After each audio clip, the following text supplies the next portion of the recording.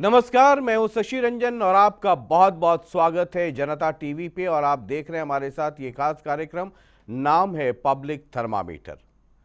ये एक दौर अभी हम चला रहे हैं, एक जिले के बाद दूसरा जिला, फिर तीसरा, चौथा, पांचवा, ये हम इस तरीके से बढ़ रहे हैं। जो मौजूदा गठबंधन सरकार है, बीजेपी और जेजेपी मिलकर के सरकार चला रही है। कई इंडिपेंडेंट जो कैंडिडेट हैं या एमएलए हैं, उनका भी समर्थन है सरकार को, लेकिन मूलतः गठबंधन सरकार है बीजेपी और जेजेपी। उनके 3 साल पूरे हो जाएंगे अक्टूबर में। ये मैं हर बार, हर एपिसोड में, हर दिन आपको याद दिलाता हूं। तो एक सबके मन में एक जरूर बात है कि 3 साल के बाद गठबंधन सरकार की स्थिति क्या है, लोगों के बीच में इस गठबंधन सरकार को लेकर करके उनका ओपिनियन क्या है, उनका मत क्या है। आम आदमी पार्टी की पंजाब में सरकार बन गई तो लोग कह रहे हैं कि हरियाणा में बड़ा असर पड़ेगा। वो भी जरा देखना चाहिए ग्राउंड पर थर्मामीटर लगा के कि सही में गर्मी है या सिर्फ ये बवंडर है, हवाई बातें हैं। बहुत तरह की चीज़ें हैं। और अगर आज चुनाव हो गए तो कुल मिला के स्थिति क्या होगी। ये 33,000 वोल्ट के करंट वाला शो है। और मैं हर बार कहता हूं कि कमज़ोर दिल वाले इस कार्यक्रम को ना देखें। और अगर दिल मजबूत है, ब्लड प्रेशर फ्लक्चुएट करता है यानी ऊपर नीचे होता है, तो एक गिलास पानी और बीपी की दवा वो साथ रखिए और तब देखिए ये पब्लिक थर्मामीटर।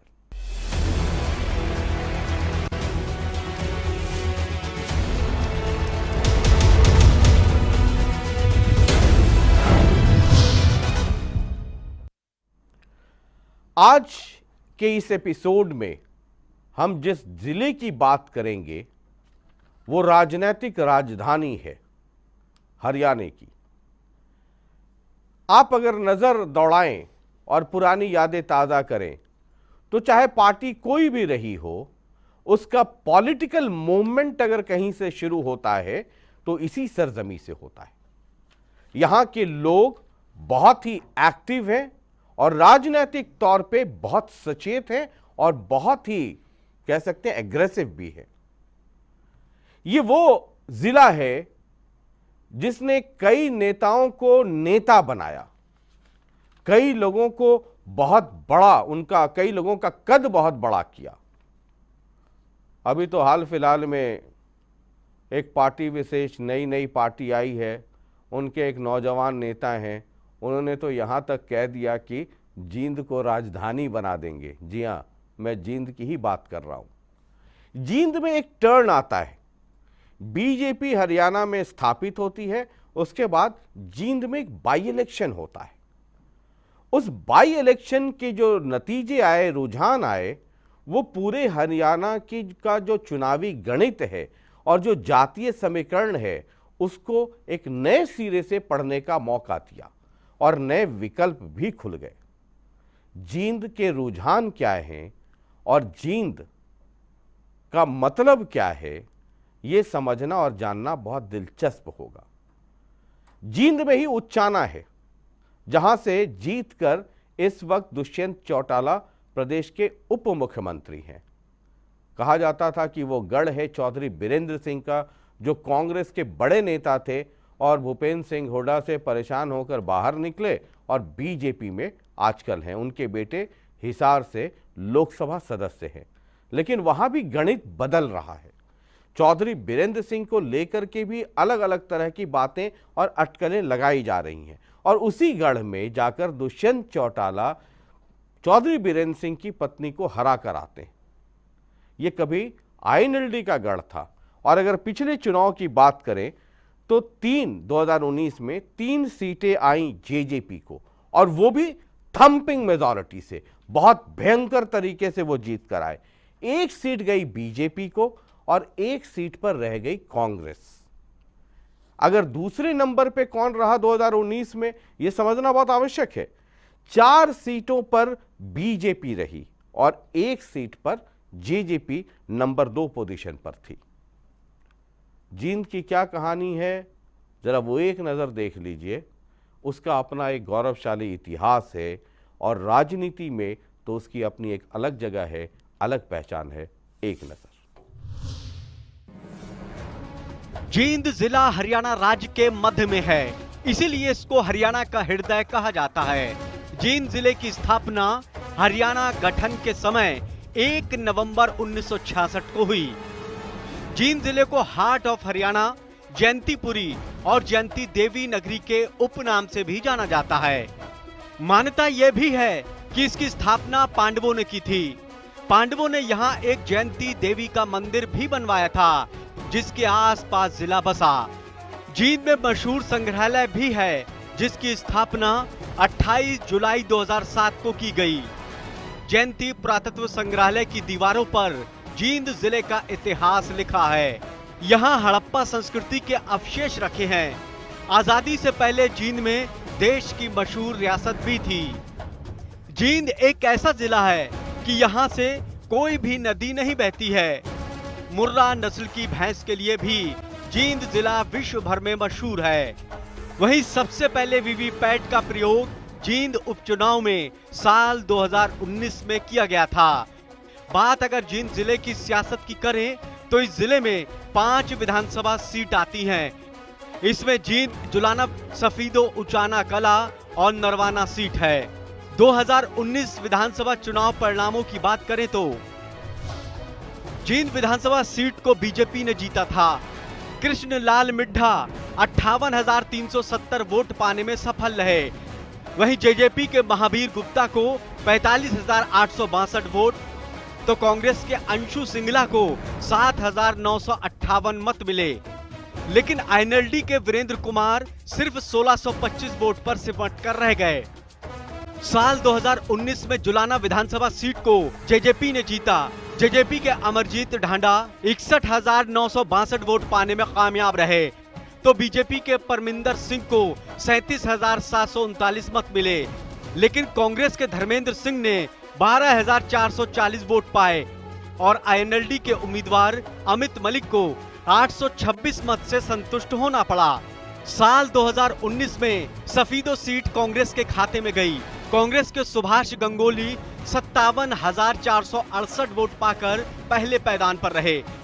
वहीं बीजेपी के बचन सिंह आर्य के खाते में 53,810 वोट गए, तो जेजेपी के दयानंद कुंडू को 7,772 मत और आईएनएलडी के जोगेंद्र कालवा को 1,179 वोट से संतुष्ट होना पड़ा।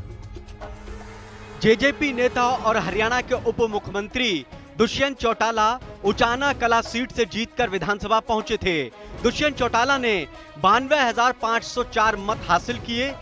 वहीं बीजेपी की प्रेमलता ने 45,052 वोट पाए, तो कांग्रेस के बलराम के खाते में 4,972 वोट और आईएनएलडी के सतपाल को 768 मत मिले। साल 2019 के चुनाव में नरवाना सीट भी जेजेपी के खाते में गई।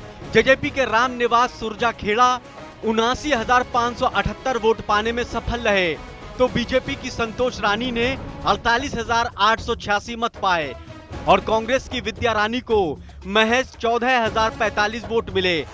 लेकिन आईएनएलडी के सुशील कुमार को 3,334 वोट से संतुष्ट होना पड़ा। जींद विधानसभा की 5 सीटों में से जेजेपी को 3 सीटें मिली। वहीं कांग्रेस और बीजेपी को एक-एक सीट से संतुष्ट होना पड़ा। गौरतलब है कि हरियाणा के उप मुख्यमंत्री दुष्यंत चौटाला जींद जिले की उचाना कला सीट से विधायक हैं। चलिए, बहुत बहुत शुक्रिया। ये एक छोटी सी झलक थी पुरानी यादें ताज़ा करने के लिए। और जींद से इस वक्त कई खास मेहमान हमारे साथ हैं स्टूडियो में, उनका परिचय करा दूं।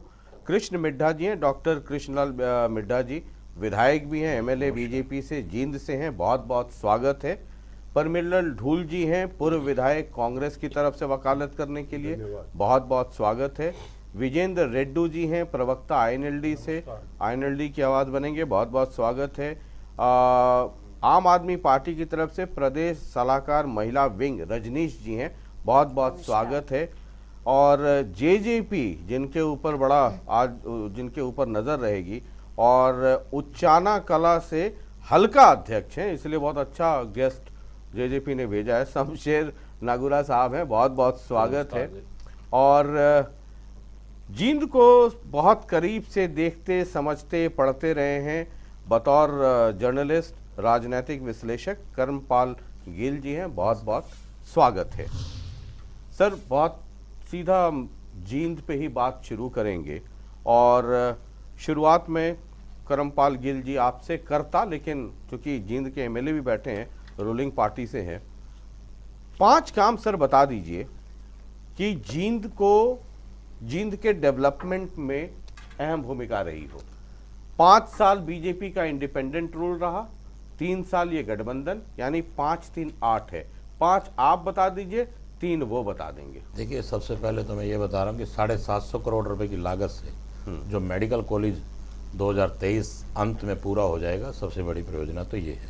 दूसरा, भाखड़ा का पानी, जिसके लिए माननीय मुख्यमंत्री जी ने लगभग 400 करोड़ रुपए तय किए हैं और वो जल्दी उसकी ज़मीन भी जो किसानों से लेनी थी वो ले चुके हैं और उस पर कार्य चल रहा है। अमृत योजना जो 30 करोड़ रुपए का था और अमृत 2 भी अब आ रही है। अभी बारिश जो हुई है, आप देख सकते हैं कि बारिश बंद होने के बाद लगभग 3 से 4 घंटे के अंदर ही सारे जींद शहर का लगभग पानी निकल गया। इसी प्रकार से यूनिवर्सिटी के अंदर लगभग 100 करोड़ रुपए कार्य इस समय चल रहे हैं और जींद को विशेष तौर पर 6 नेशनल हाईवे से जोड़ा गया, जिससे आप ये मान के चलिए कि अगर इस प्रकार से नेशनल हाईवे से जुड़े आने वाले समय में यहाँ पे फैक्ट्रीज वगैरह लगने की पूरी संभावनाएं रहेंगी, क्योंकि यातायात एक ऐसा साधन है जिसके होने की वजह से लोगों का एक सिस्टम जुड़ जाता है, कनेक्टिविटी जुड़ जाती है, जिसकी वजह से काम चलते हैं। और इसी प्रकार से माननीय मुख्यमंत्री जी ने प्रत्येक विधायक को, चाहे वो पक्ष के रहे चाहे विपक्ष के रहे, उनको 30 किलोमीटर तक का जो रास्ता, कच्चे रास्तों को जो गाँव में जाते हैं उनको पक्का करने के लिए दिया और वो कार्य भी हमारा पूरा हो चुका है। इसी प्रकार से JJM योजना, जो हर घर में जल हर घर में नल जो गांव में है, वो लगभग ये मान सकते हैं कि 70% तो कंप्लीट हो चुका है। JJP, आप तो उच्चाना से भी हैं, वहाँ के हल्का अध्यक्ष भी हैं और डिप्टी CM हैं। 3 काम बता दीजिए मेजर। एक तो जी देखो, दुष्यंत चौटाला जी की सोच है, हरियाणा के अंदर जो पूर्व और पश्चिम से कोई हाईवे नहीं था जी, वो डबवाड़ी से मेरठ उस पर प्रस्ताव है। और एक जो भाखड़ा का पानी था जी, हमारे जींद में भी कमी थी, ऊंचाना में भी, वो हमारे हल्के के गांव कसूड़ में 92 करोड़ की लागत से वहाँ वाटर वर्क्स बनाया जाएगा, जिसको ऊंचाना हल्का में पानी मिलेगा और जींद को भी पानी मिलेगा। उसमें कितना हो गया है? तो हो जाएगा वाला है, उसका प्रस्ताव है जी, वो हो जाएगा। प्रस्ताव है, हाँ, 92 करोड़ का, उस पर काम शुरू होने वाला है जी। डोल साहब, कांग्रेस, ये दोनों लोगों को आपने सुन लिया।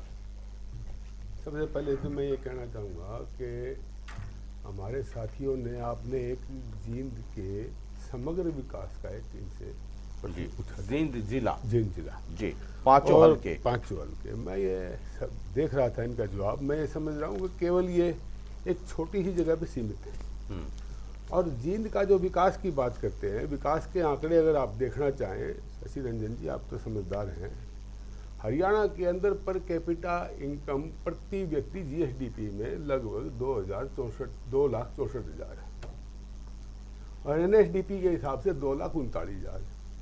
जींद की जो पर कैपिटा इनकम है जींद की, वो 26,338 है। ये एक डाटा काफ़ी है जो विकास की पोल खोलने के लिए है कि कहाँ तो आपका नेशनल हरियाणा का डाटा, कहाँ आपका जींद का डाटा। इसका मतलब ये है, जो ये डेवलपमेंट हुई, उस डेवलपमेंट से रोजगार तो नहीं आया। उस डेवलपमेंट का वो डेवलपमेंट बेशक हो ना हो, वो उद्देश्यहीन है जब डेवलपमेंट से हमें रोजगार ना मिले। आज जींद की सबसे बड़ी समस्या रोजगार की है। मेरे मित्रों ने कहा कि हमारे 5 नेशनल हाईवे लगे, इधर भी नेशनल हाईवे निकले। क्या एग्रीकल्चर जो बेस है हमारा जींद का, जिसकी वजह से हमारी पर कैपिटा इनकम डाउन है, उसके अंदर आज इतना 5 नेशनल हाईवे निकले हैं, हार्ट ऑफ जींद है। जींद के अंदर क्या कारण है कि आज तक भी हमारा कोई ऐसा समग्र इंडस्ट्रियल विकास का, इंडस्ट्रियल ग्रोथ का वो नहीं बन पाया।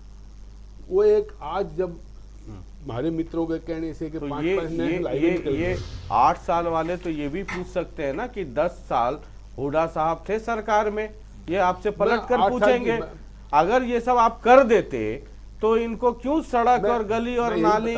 मुझे याद है जब मैं जींद जाता था, रानी तालाब की हालत क्या थी, मुझे शर्म आती थी। वहाँ की वो जो शहर की पहचान है उसको तक आप संजो के नहीं रख पाए। मैं यही आ रहा हूँ जी। अब 5 नेशनल हाईवे अब बने हैं। 5 नेशनल हाईवे बनने के बाद जींद में इस समय सबसे बड़ा मौका है कि जब इतने बड़े बड़े नेशनल हाईवे जुड़ गए तो जींद के अंदर एक इंडस्ट्रियल ग्रोथ सेंटर आना चाहिए ताकि रोजगार बढ़े। मेरे मित्रों ने बताया कि हमारा मेडिकल कॉलेज बन रहा है, बट ठीक अच्छी बात है, मेडिकल कॉलेज बनना चाहिए, बना रहे हैं, लगातार कोशिश है। लेकिन आज डॉक्टरों की स्थिति क्या है, जींद के अंदर डॉक्टरों की स्थिति क्या है? मेरे मित्र जब दोबारा जवाब दे बता दें कि जींद अस्पताल 200 बेड का अस्पताल है, उसके अंदर 55 डॉक्टर 18 काम कर रहे हैं। इसी नरवाना में 100 बेड का अस्पताल है, वहाँ 15 काम कर रहे हैं। जब डॉक्टर है नहीं, आपके पीएचसी जो गांव की पड़ी है, सीएचसी खाली पड़े, आप मेडिकल कॉलेज से बनाने का क्या लेंगे? पीने की पानी की बात कही कि अच्छा है पीने के पानी का प्रबंध, आज भी जींद की गांव की मुख्य समस्या पीने के पानी की है, और वो पीने के पानी की बहुत बड़ी समस्या है जो 8 साल से हल नहीं हो पा रही। और आज वर्तमान स्थिति के अंदर जो डेवलपमेंट का आपको प्रूफ देखना हो तो इस समय जो जल भराव लगातार भारतीय जनता पार्टी के पिछले शासन में भी आया, 17 में, 18 में, 19 में, 20 में, आज भी वही पड़ा। आज भी दोबारा जल भराव है गांव के अंदर, देहात के अंदर जल निकासी का प्रबंध नहीं है। विजेंद्र रेड्डी जी, जींद के अंदर यही चक्कर है। ये नोट कृपया ध्यान दें।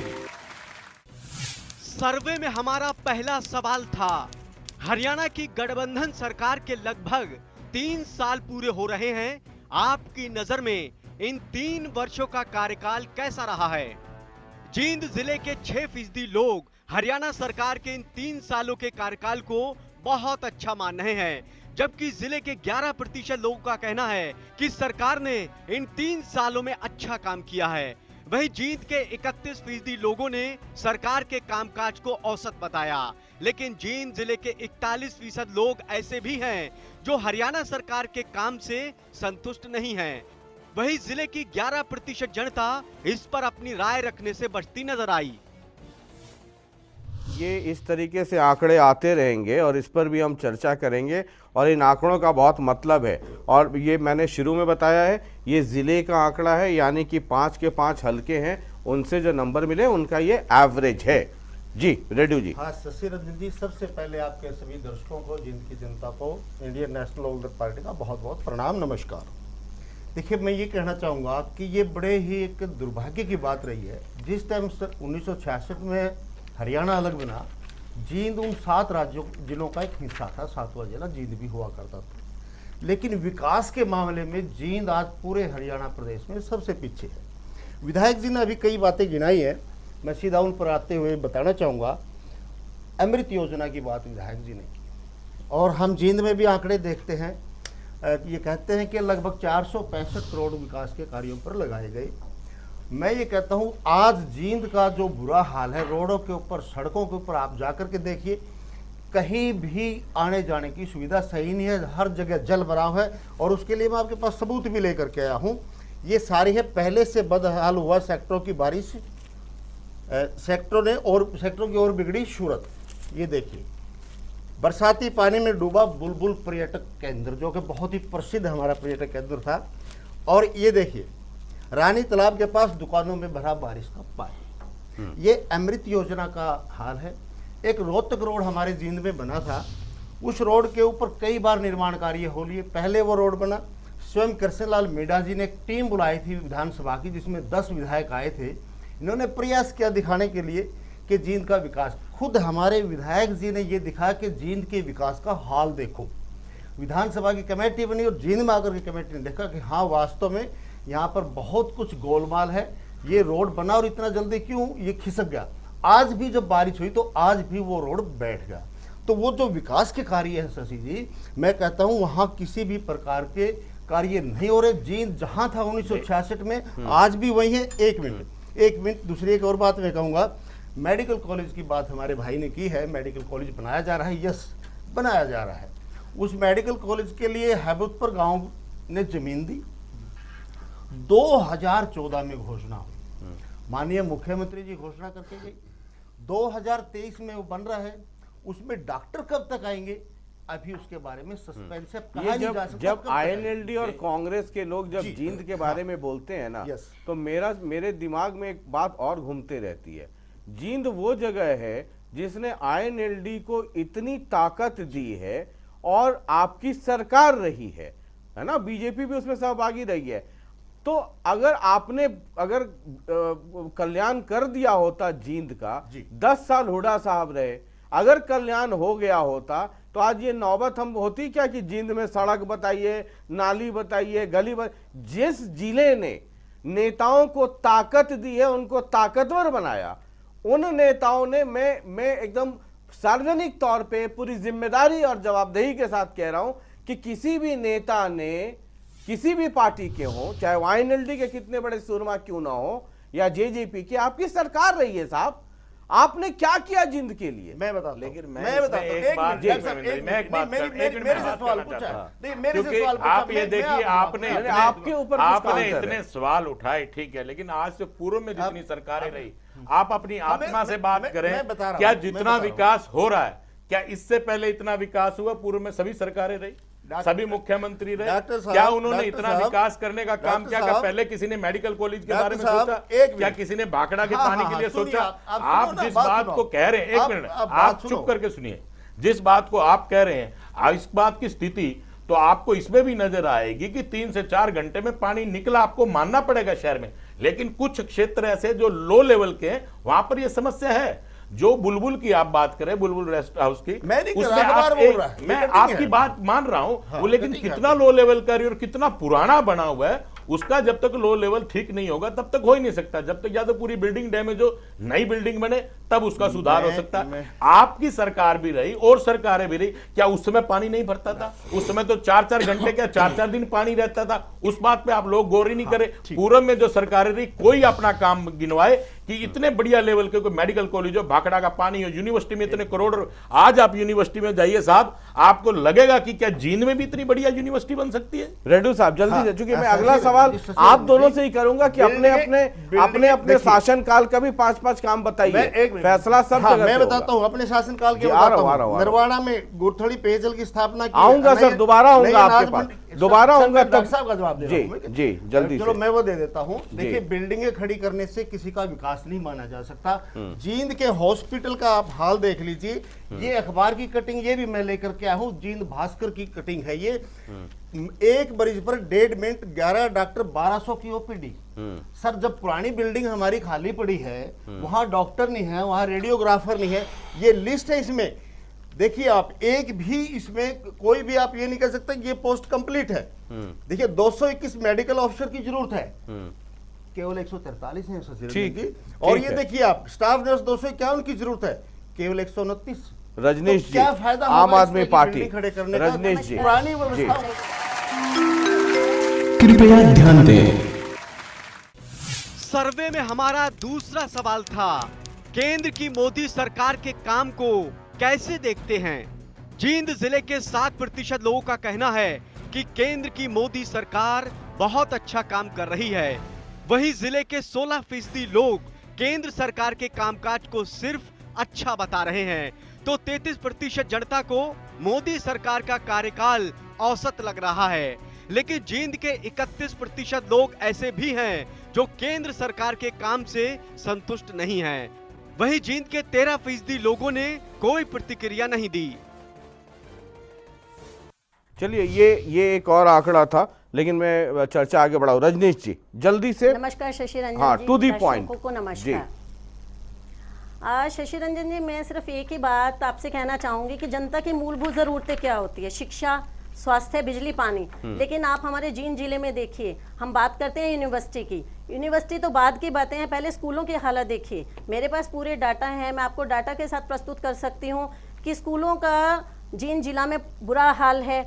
अभी छात्र के स्कूल में मैंने सर्वे किया तो देखा छात्राएं झाड़ू निकाल रही थी, कहीं बच्चों से कैंपर उठवाए जा रहे हैं। स्कूलों की बिल्डिंगों का बुरा हाल है और बहुत सारे स्कूल तो आपको मैं ऐसे बता सकती हूँ जहाँ अध्यापक ही नहीं है, और बिना अध्यापक के शिक्षा बताइए कैसी होगी। पहले जब बच्चों का बेसिक नहीं ठीक होगा तो यूनिवर्सिटी तक तो वो बाद में ही पहुंचेंगे। अब आप बात आती है स्वास्थ्य की, बात करते हैं मेडिकल कॉलेज की। मेडिकल कॉलेज तो बनने जा रहा है, लेकिन जींद जिला का जो एकमात्र सरकारी अस्पताल है उसके बारे में बताना चाहूँगी कि वहाँ डॉक्टरों की इतनी ज़्यादा कमी है। पिछले लंबे टाइम से वहाँ अल्ट्रासाउंड सुविधा ठप पड़ी है, लोगों को बाहर जाके मनमाने दामों पे अल्ट्रासाउंड करवाना पड़ता है। इसी तरह और डॉक्टरों की कमी है। नरवाना के अस्पताल में मैं बताना चाहूँगी कि नरवाना के अस्पताल में तो स्पेशलिस्ट ही नहीं है।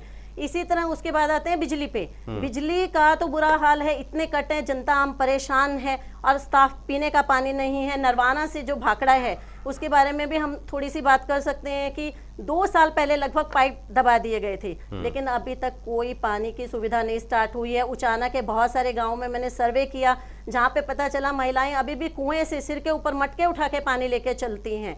तो सीवरेज व्यवस्था का तो बुरा ही हाल है। सीवरेज के कारण हमारी जींद, जो आप अभी बताया भी गया था कि हृदय है, तो मैं तो ये कहूंगी जब हृदय का बुरा हाल है, सड़कों के नाम पे हमें गड्ढे मिल रहे हैं, सीवरेज व्यवस्था का बुरा हाल है। एक छोटा सा ब्रेक ले रहे हैं और उसके बाद जब वापस लौटते हैं तो कांग्रेस और आईएनएलडी से भी ये जरूर समझना चाहेंगे, क्योंकि हिसाब सबको देना होगा, इनका भी हिसाब और पब्लिक सब देख रही है कि आपके राज्य में 5-5 काम क्या महत्वपूर्ण हुए, वो निकाल करके रखिए टू दी पॉइंट। और कृष्ण मिड्डा जी से ये सवाल होगा कि आप नया हॉस्पिटल बना रहे हैं, मेडिकल कॉलेज, बहुत अच्छी बात है, लेकिन पुराने वाले को तो दुरुस्त कर लीजिए। आदमी जिंदा रहेगा तब जाकर के नए वाले में भी इलाज करा पाएगा, और उसका जमीनी हकीकत क्या है, करमपाल गिल जी, हम उनके पास आएंगे। एक छोटा सा ब्रेक, कहीं मत जाइए। जींद बहुत इंपॉर्टेंट है और मुझे कई बार ये लगता है, मैं जींद पता नहीं कितनी बार गया हूँ, एक विशेष लगाव भी है जींद से।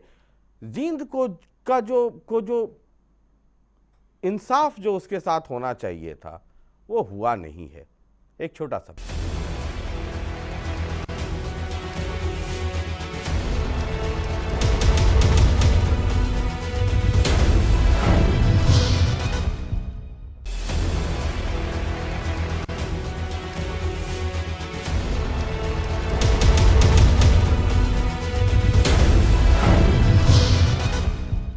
चलिए, ब्रेक के बाद एक बार फिर आपका बहुत बहुत स्वागत है। और आज हम जींद जिले की चर्चा कर रहे हैं और वहाँ का क्या सर्वे में क्या रुझान है उस पर बात कर रहे हैं। लेकिन करमपाल गिल जी, ये सभी लोगों को आप सुन रहे हैं, आप इनसे पूछिए ये दूसरे के घर में कितने छेद हैं, ये सब बताएंगे। अपना कोई बताने में बहुत हिचकिचाता है, या फिर एक दूसरे के ऊपर आरोप प्रत्यारोप का वो दौर शुरू कीजिए, डिबेट बहुत इंटरेस्टिंग हो जाएगा। जींद के साथ क्या किसी ने इंसाफ किया है?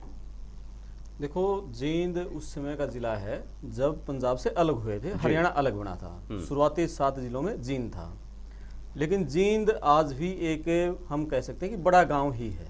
उसको कोई भी सरकार रही, कोई भी विधायक रहे, जींद ने बड़े बड़े नेता दिए हैं। चौधरी वीरेंद्र सिंह वहां से हुए हैं, रणदीप सुरजेवाला हुए हैं, मांगेराम गुप्ता बड़े कैबिनेट मंत्री, वित्त मंत्री रहे भजनलाल सरकार में। सब पॉलिटिकल कहानी वहीं से शुरू करते थे, आंदोलन, चाहे ट्रैक्टर निकालना हो, चाहे पदयात्रा निकालना हो, चाहे होडा हो, चाहे चौटाला हो, चाहे कोई हो। जयप्रकाश वहां से सांसद, केंद्र में मंत्री रहे, सब कुछ। बट किसी ने जींद का जो इंफ्रास्ट्रक्चर के रूप में हम विकास कहें, वो किसी ने ध्यान नहीं दिया। और मेरा ये मानना है कि वो इसलिए नहीं दिया क्योंकि जींद के लोग यदि आगे निकल जाएंगे तो फिर वो उनके पीछे पीछे नहीं घूमेंगे। वो पर्चे पकड़वाना, वो पीछे पीछे पकड़ना, वो फिर उनसे काबू से बाहर हो जाएंगे, इसलिए उसको पिछड़ेपन में ही रखा। छोटा सा उदाहरण मैं आपको बताता हूँ। जींद शहर के बाहर से बाईपास निकला है अभी। 30 साल पहले उस बाईपास की मांग उठी थी, अब जाके बीजेपी सरकार में वो एक बाईपास बना है। लेकिन जींद शहर के आप अंदर जैसे एंट्री करोगे आपको लगेगा ही नहीं वो शहर है। सड़कें हैं सारी टूटी पड़ी हुई हैं, शिक्षा के क्षेत्र में जीरो हैं, सीवरेज नहीं है, पानी नहीं है। और अब तो ये लग रहा है कि वहाँ कोई सरकार, शहर, किसी दफ्तर में चले जाओ, भ्रष्टाचार है, आप कहीं कुछ है ही नहीं। जींद तो आज जींद के लोग रो रहे हैं, सच्ची बताऊं, जींद जिला रो रहा है, जींद शहर रो रहा है, और कोई बड़ा काम जींद में नहीं है। शुरू होने जा रहा है, लेकिन वो पूरे हो पाएंगे वो बात की बात है। कृष्ण मिड्डा जी देखिए, एमएलए है जींद से, जो मेडिकल कॉलेज बन रहा है, दिन रात काम चल रहा है, एलएनटी कंपनियों से बना रही है और लगभग 2023 के अंत में वो पूरा हो जाएगा। मैंने पहले भी जिक्र किया, जो पहले नेता है, आप बताइए किसी भी पार्टी ने क्या इतना काम किया? आज जींद में कामों की शुरुआत हुई है, वो काम कंप्लीट भी होंगे। जिस प्रकार से आपने डॉक्टर्स पर ऑब्जेक्शन उठाया, लगभग 1200 डॉक्टर्स अभी जिनकी नियुक्ति हुई है वो पूरे हरियाणा में पूरे हरियाणा में उनको वितरित बांटा जाएगा, उनको बांटा जाएगा। अब अगर आप देखिए, पूछ लीजिए अगर रिलेटेड है तो। डॉक्टर साहब आप ये बताइए कि जींद के अंदर कितनी ओपीडी डेली हो रही है और कितने स्पेशलिस्ट डॉक्टर जींद सिविल अस्पताल में है, नरवाना में है, और कितने डॉक्टर जिनकी तनख्वाह यहाँ से निकल रही है वो बाहर काम कर रहे हैं, क्या आपकी संख्या मौजूद है? क्या आप ये बता सकते हैं पूरे जिले में अकेले एक आई सर्जन से काम चल जाएगा? अकेले जिले में स्पेशली आप बार बार ये कह रहे हैं 1200, जब मैं विधानसभा जब भी हमने उठाया 1200 आदमी डॉक्टर तो आ ही नहीं रहे। अभी पीएचसी बताओ कितनी सारी खाली पड़ी है, टोटल 1200 डॉक्टर्स की अभी नियुक्ति हुई है साहब, अभी नियुक्ति हुई है, अभी नियुक्ति हुई है, अभी 1200 डॉक्टर्स की नियुक्ति अभी हुई है। आज ये मासिक का सीजन चल रहा है, बारिश का मौसम है, खांसी जुकाम बुखार इत्यादि की बीमारियां ज्यादा होती है। जींद के नागरिक हॉस्पिटल में मेडिसिन का डॉक्टर नहीं है, एमडी नहीं है, नरवाना से आकर के चेकअप करता है, आई का डॉक्टर नहीं है, मेडा साहब सिर्फ 2 दिन नरवाना से आते हैं। ठीक है मेडा साहब, अब डॉक्टरों की कमी है, इस चीज को हम मान रहे हैं। पूर्व में हुड्डा साहब का राज रहा, तब कौन से डॉक्टर पूरे हो गए? उस समय पहले इंडियन नेशनल लोकदल का राज रहा, तब क्या पूरे हो गए? मैं आपसे ये कहना चाहता हूं कि जब से भारतीय जनता पार्टी की सरकार आई है कि क्या पहले से जींद में इंप्रूवमेंट हुई है या नहीं हुई, इस बात का आप जवाब दें। डिप्टी सीएम है आपके जींद से, हाँ जी। और इतने सारे सवाल उठ रहे हैं, है ना, जिनको आप आया सीएम भी कहते हैं। आंकड़े कुछ इस तरीके से आए कि डिप्टी सीएम भी हो गए। जींद में मुझे याद है यही कृष्ण मिड्डा जी बाई इलेक्शन लड़ रहे थे इनके पिताजी के देहांत के बाद, और दिग्विजय पहला चुनाव आपकी पार्टी बनने के बाद दिग्विजय कैंडिडेट थे जेजेपी के, और उस वक्त जींद को लेके इतनी लंबी चौड़ी बातें कही गई। उसी जींद ने उनको डिप्टी सीएम बनाया, उच्चाना से इतनी बड़ी जीत, और वो भी किसको हराकर? चौधरी बीरेंद्र सिंह की धर्म पत्नी को हरा कर करके दुष्यंत चौटाला को बनाया। जींद तो साहब बदल जाना चाहिए था। अगर आप पूरे हरियाणा को बदलने की बात करते हैं तो जींद तो उसका क्लासिक एग्जाम्पल होना चाहिए था। देखो जी, जींद में काफी कार्य चल रहे हैं, जैसे विधायक जी ने बताए हैं। बाईपास कई सालों से प्रस्तावित था, चारों तरफ से उसको जोड़ दिया गया है। अरे भाई अभी हॉस्पिटल की बात चल रही है, आप मेडिकल बाईपास पे कॉलेज, चले गए। मेडिकल जो कॉलेज है उस पे तो बता दीजिए ना। कृष्ण मिड्डा जी तो एक एमएलए है, कृष्ण मिड्डा जी एकमात्र एमएलए है, न मंत्री है न कुछ है, एकमात्र एमएलए है, वो अपना जींद शहर से है। लेकिन आपके वाले साहब तो डिप्टी सीएम है। फिर वो मेडिकल कॉलेज को जी 2023 में डिप्टी सीएम साहब के आदेश है, 2023 में मेडिकल कॉलेज शुरू हो जाएगा। वो पूरे प्रयासरत है। मेडिकल कॉलेज में 3 शिफ्टों में काम चलता है, लगातार 24 घंटे कार्य चल रहा है, 8-8 घंटे की 3 शिफ्ट। रेड्डी साहब एक मिनट, जितना रेड्डी साहब, अगर नेशनल हाईवे बने तो जींद के लिए ही तो बना होगा, जींद में ही तो फायदा मिलेगा। ऊपर में क्या सरकार कांग्रेस की है? आप देख सकते हो जितना कार्य किसकी है? मैं बताता हूँ, सरकार भी भारतीय जनता पार्टी की है। आज आपको जितना कार्य इस योजना में दिया गया आज से पहले कांग्रेस का भी राज रहा और राज भी रहे, तब कहां से नेशनल हाईवे जुड़ा? जितना कार्य आज के दिन जींद में आपको ये मानना पड़ेगा। आप बात को दूसरी तरफ ले जाने का काम कर रहे हैं रेड्डी साहब। क्या सेंटर में भी सरकार भारतीय जनता पार्टी की सरकार है? आपको मानना पड़ेगा, आपको ये मानना पड़ेगा। 152D जो आज नारनौल से इस्माइलाबाद उतर रहा है, मैं स्वयं आपको कह रहा हूँ, जींद से सच्चाई क्या है जी? मात्र 1 घंटा 10 मिनट में आप इस्माइलाबाद पहुंच जाते हैं। कमाल की आप कहते हैं 3 सालों के अंदर सेंटर में किसकी सरकार? विधायक जी 3 सालों के अंदर आप जाके देखा हो जींद का नक्शा बदलने जा रहे हैं जी, बहुत कुछ विकास हो रहा है। पहले वाले जींद में और अब 3 साल वाले जींद में काफी अंतर है, आप जाके देख सकते हो। जींद में एक मिनट ये और बता दीजिए, नेशनल हाईवे जो ये बना था, डिप्टी सीएम साहब तो पूरे प्रयासरत हैं डिस्ट्रिक्ट जींद के लिए। मंजूर हुआ सर, कब बनना? मंजूर तो जींद का बाईपास भी मेरे को जहां तक याद है माननीय ओम प्रकाश चौटाला जी के टाइम पे। कृपया ध्यान दें। सर्वे में हमारा तीसरा सवाल था, पंजाब की आम आदमी पार्टी की सरकार का क्या हरियाणा में होने वाले चुनाव पर कोई असर पड़ेगा? इस सवाल पर जींद जिले के 16% लोगों का कहना है कि हरियाणा के चुनाव पर इसका बहुत असर पड़ेगा। वहीं जिले की 37% जनता मानकर चल रही है कि पंजाब सरकार का हरियाणा के चुनाव पर हल्का असर पड़ेगा। लेकिन जींद की 36% पब्लिक ये मत रखती है कि हरियाणा के चुनाव पर कोई असर नहीं पड़ेगा। तो जिले के 11% लोग इस सवाल से बचते नजर आए। चलिए, जितने सवाल हमने इस सर्वे में पूछे, एक एक करके रुझान आ रहे हैं। ये जो अभी बात चल रही है, ये कह रहे हैं कि अभी बात चल रही थी कि किसने नींव रखा। मुझे याद है 2010 या 11 या शायद 12 रहा होगा, जब मैंने जींद में एक कार्यक्रम किया था और तब भी ये नेशनल हाईवे की बात हो रही थी। उसमें जेपी जो है, जयप्रकाश, जो आजकल कांग्रेस में है, हुड्डा साहब के बड़े खासम खास हो गए, वो उस वक्त कह रहे थे ये बन जाएगा बन जाएगा बन जाएगा, लेकिन आज तो कम से कम 4-5-6 चारों तरफ से है। रंजन जी, जो मैं बात करना चाह रहा हूँ, जो बाईपास की बात चली थी, मेरे पिताजी जब इंडियन नेशनल लोकदल में थे, हुड्डा सरकार में भी उन्होंने इस बात के बहुत बार ऐतराज उठाया कि बाईपास जो बन नहीं रहा, लेकिन भारतीय जनता पार्टी के राज में उसको पूरा, जो मेरे बड़े भाई ढुल साहब कह रहे हैं 352 जो है रोहतक वाला, वो भी हुड्डा साहब के समय में पास हुआ, लेकिन उसके ऊपर कोई केस वगैरह डाल दिया गया, जिसकी वजह से रुक गया। आज वो कार्य पूर्ण रूप से भारतीय जनता पार्टी की सरकार में पूर्ण रूप से वो बन रहा है और बड़ी तेजी से बन रहा है। जहां तक उम्मीद है अगले वर्ष मार्च तक वो धीरे धीरे जींद का नक्शा बदलने जा रहा है। लेकिन समय लगता है किसी भी चीज में। मैंने पहले तो बदल चुका है, ठीक है, जरा बहुत संक्षेप में, क्योंकि सरकार कांग्रेस की भी रही है, कांग्रेस की भी, INLD की भी सरकार रही है, एकदम टू दी पॉइंट 5 मुझे ऐसे काम बता दीजिए, क्योंकि आप वो बताएंगे और फिर मैं बताऊंगा कि चौधरी बीरेंद्र सिंह कहते थे यार हमारे इलाके में काम नहीं हो रहा है, उधर शैलजा कहती थी, वो वाली भी कहानी याद रखिएगा। 5 काम सर, बहुत जो बड़े वाले काम है, फटाफट। Number 1 university, Ranbir Singh university Hooda साहब के समय में, एकलव्य स्टेडियम हुड्डा साहब के समय में, जुलाना का सेक्रेटरिएट कम्प्लेक्स हुड्डा साहब के समय में, जुलाना की नई मंडी हुड्डा साहब उनके समय में, CHC जुलाना की नई बिल्डिंग हुड्डा साहब के समय में, और 50 बेड का जो सिविल अस्पताल था 200 बेड का हुड्डा साहब के समय में ही मंजूर हुआ था, बनना शुरू हो गया था, और उसके साथ नर्सिंग कॉलेज बनना था, लेकिन वो नर्सिंग कॉलेज अब वहां से निकल गया। ठीक है, अब जरा दिल पे हाथ रखिए और ये बताइए कि कांग्रेस के 10 साल में जितना काम हो गया था तो वो सफिशिएंट था? आप एक नागरिक होने के नाते खुश थे? नहीं, सफिशिएंट नहीं था, तभी तो सत्ता बदली है। सफिशिएंट नहीं था, काम करने की जरूरत है, सफिशिएंट नहीं था, इसलिए तो परिवर्तन हुआ। चलिए ठीक है, ये बात सही है कि पब्लिक ने नकारा, हटाया और इनको दिया पावर में INLD। अब जिस तरह से हमारे विधायक जी बात रखते हैं, मेरी बात तो पूरी करवा लो जी। अब क्या पोजीशन है?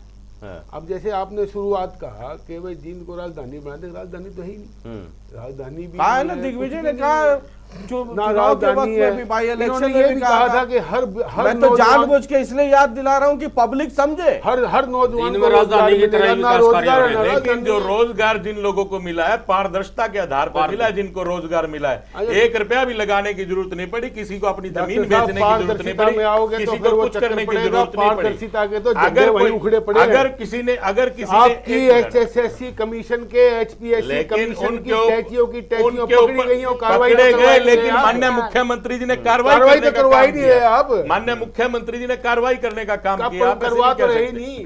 मैं ये कह रहा हूँ, एक बच्चे को रोजगार मिलेगा, JJP का नारा था, एक युवा को राजधानी बनेगी। उसके लिए दुष्यंत जी ने 75% का रोजगार का वो ले आएगी बिल। अभी हमारी बहन जी, आप जो कि सारे भारत में एक मिसाल है, अभी बताई थी शिक्षा, क्योंकि वास्तव में शिक्षा और हेल्थ, ट्रांसपोर्टेशन और ये रोजगार, ये तो एक बुनियादी सुविधाएं हर लोकप्रिय सरकार का, लोकशाही सरकार देना काम है। शिक्षा की दृष्टि से आज क्या हमारे साथी बताएंगे कि चौधरी रणबीर सिंह यूनिवर्सिटी में जिसका इतना पैसा बताने लगाया है, जिस यूनिवर्सिटी की कल्पना किस प्रकार से की गई थी, उसके अंदर आज 36% स्टाफ क्यों है 100 में से? क्या कारण है? क्या कारण है कि आपके सारे कॉलेज बना दिए आपने, कॉलेजों का स्टाफ ही नहीं है। जब आपका एक नई योजना शुरू कर दी, चिराग योजना, उन्होंने क्या कह दिया इन्होंने कि सरकारी जो संस्कृति कॉलेज में पढ़ेंगे कोई भी व्यक्ति का बच्चा, उसको फीस देनी पड़ेगी 500 रुपए, लेकिन वही बच्चा अगर प्राइवेट में लेगा तो हरियाणा सरकार उसको 1100-1200 रुपए फीस देगी। इसका मतलब आपने निश्चय कर लिया है कि सरकारी स्कूलों को आपने बंद करके प्राइवेट तौर पर ले जाना है। ठीक है, इसका जवाब ये भयंकर योजना है गरीब आदमी के। 5 काम जो INLD के समय में हो गया। सभी ने अपने अपने कॉन्स्टिट्यूंसी के काम बता दिए। मैं बताता हूं अभी चौधरी ओम प्रकाश चौटाला जी के शासनकाल में क्या क्या काम है। हालांकि भाई साहब भी बताया करते पहले, आज मुझे बताना है। बिना भाषण का 5 काम। हांसी ब्रांच को पक्की किया गया, बराकला, दरियावाला, जाजवान, बुआना, संगतपुरा की माइनर चौटाला साहब के समय में बनी। सामलो विधायक जी का हल्का है, सामलो, करेला, पौड़ी में पंप हाउस स्थापित करने की बात हुई। जुलाना और नगोरा अभी नरवाड़ा में आता हूं मैं, गोरथड़ी पेयजल की स्थापना की, वहां की नई अनाज मंडी बनाई, 108 एकड़ में औद्योगिक क्षेत्र का निर्माण किया, लघु सचिवालय बनवाया, पॉलिटेक्निक कॉलेज बनवाया। इसके बाद मैं आ जाता हूं सफीदों में, अनाज मंडी का निर्माण करवाया गया, नई अनाज मंडी का बाईपास बनवाया, आप ब्रॉडर स्टेडियम बनवाया। जिले का बताइए ना, मतलब मैं जिले का बता रहा हूं, एक मंडी का नाम ऐसे बताइएगा तब तो 2 घंटा मैं लग जाएगा। हल्के वाइज आपको बता रहा हूँ, हर हल्के में अनाज मंडी का जहाँ नहीं थी हाँ, वहाँ तो ये हो गया ठीक एक है जी। लाइन में। अच्छा, जी। अब कई माइनरें बनवाई सफीदों में और जींद में, माइनरों का निर्माण करवाने का काम किया, सफीदों में स्टेडियम बनवाने का काम किया, और इसके अलावा पावर हाउस बनवाने का काम किया, और बहुत सारे स्कूलों को अपग्रेड काम करने का काम किया। मैं एक और बात यहाँ पूछता हूँ, आज तो हरियाणा में एक भी स्कूल आप 8 साल में अपग्रेड हुआ हो तो बताइए आप मुझे, तो क्या शिक्षा का विस्तार नहीं होना चाहिए था? तो ये सारे ओम प्रकाश चौटाला जी ने काम। ठीक है। 1 मिनट 1 सेकंड और जल्दी से 20 सेकंड। हमारे जींद में जी जो डीओ ऑफिस है, बीओ ऑफिस है, ब्लॉक एजुकेशन ऑफिसर का ऑफिस है, उसके साथ मॉडल संस्कृति स्कूल है। आज वहां 136 बच्चे पढ़ रहे हैं, केवल 1 टीचर है। हमारे जिला जींद में जो है ना टीजीटी 542 हमारे लेक्चरर की पोस्ट खाली है, 309 जेबीटी टीचर की खाली है, 758 लेक्चरर की पोस्ट खाली है, ठीक है, मतलब 60 प्रिंसिपल की पोस्ट खाली है। समय और लिमिटेड है, हमारे समय सब लिमिटेड लोग है। आज पोस्टें खाली बताने का काम कर रहे हैं। पूर्व में सरकार रही है तब खाली नहीं थी पोस्टें, तब भरी हुई थी क्या पोस्टें? खाली थी तो चाहे वो जनता ने बदल डॉक्टर दिया। दे चाहे वो अध्यापक दे, खाली क्या थी, पहले वो जनता ने भरी हुई बदल थी दिया। अब खाली की गई है? तो क्या- या तो आप ये कहिए जो पूर्व में तो क्या- अगर 100 चाहिए तो 100 क्या थे। डॉक्टर आज मीडा- 20 हो गए, क्या तब तो आप डॉक्टर कहिए। मीडा जी इसलिए इनको नहीं भरवा रहे हैं क्योंकि इनेलो में खाली थी, आप कांग्रेस में इस खाली बात थी। की बात क्या है, इसलिए लेकिन फिलहाल पहले भरवा रहे हैं? पहले से तो सब आप सुधार है, कुछ आपको अलग मानना करके दिखाइए पड़ेगा। ना। कहाँ चलिए सुधार जरा है साहब? इतनी ठीक कहाँ है, urgency होती ये है? मेरा मकसद है ताकि जनता जनार्दन देखे कि सभी। कृपया ध्यान दें। सर्वे में हमारा चौथा सवाल था, बतौर मुख्यमंत्री आपकी पहली पसंद कौन है? जींद जिले के 31% लोग हरियाणा के मुख्यमंत्री के तौर पर मनोहर लाल को ही पहली पसंद मानते हैं। वहीं मुख्यमंत्री के लिए जिले की 17% जींद की पहली पसंद पूर्व सीएम भूपेंद्र सिंह हुड्डा है।